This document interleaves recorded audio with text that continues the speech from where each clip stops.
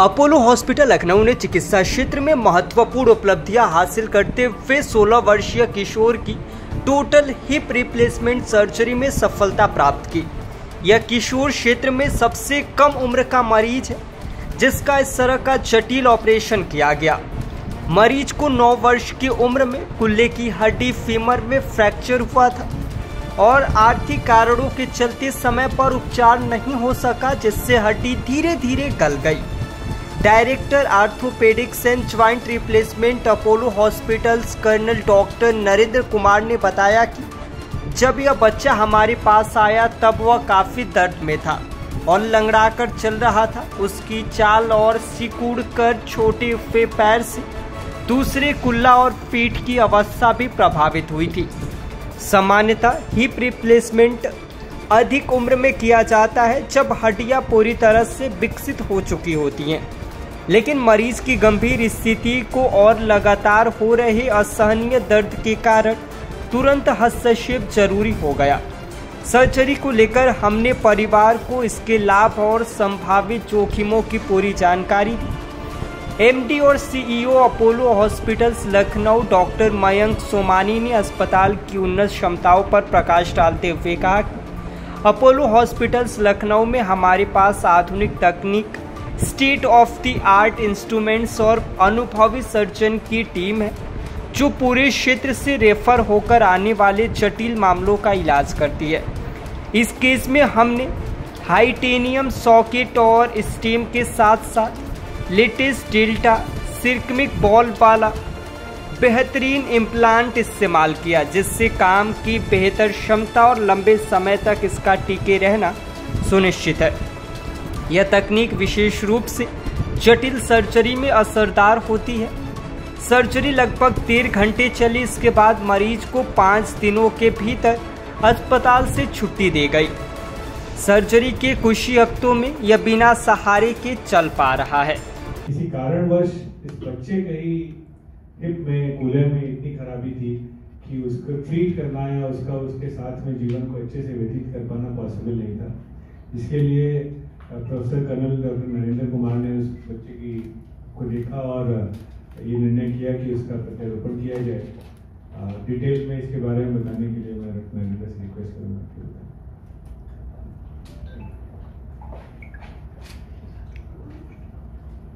इसका मिक्स चलेगा जी जी ओके। तो बच्चा हमारे पास आया था 16 साल का, आज से 8 महीने पहले। तो एक्चुअली इसकी तकलीफ शुरू हुई थी 9 साल की उम्र में। उसको कूल्हे का फ्रैक्चर हो गया था, जिसके लिए उसके पास साधन नहीं थे इलाज कराने के। तो उसी फ्रैक्चर के साथ थोड़े दिनों तक बिस्तर में रहा, फिर उसी के ऊपर चलना शुरू हो गया, जिस कारणवश उसकी कूल्हे में दर्द रहा। फिर उसको किसी ने 6-7 साल के बाद हमारे हॉस्पिटल में पहुंचाया और उस वक्त तक उसका कूल्हे में पूरा एक बॉल एंड सॉकेट जॉइंट होता है, उसका बॉल पूरे का पूरा खुल गया। तो कोई भी तरीका नहीं था हमारा कि हम उस हड्डी को जो मेन फीमर होती है, थाई बोन होती है, उसको हम उस बॉल के साथ जोड़ पाए। उसको रिप्लेस करना ही एकमात्र साधन था उसको। बट इस उम्र में नॉर्मली नहीं किया जाता, बहुत रेयर है।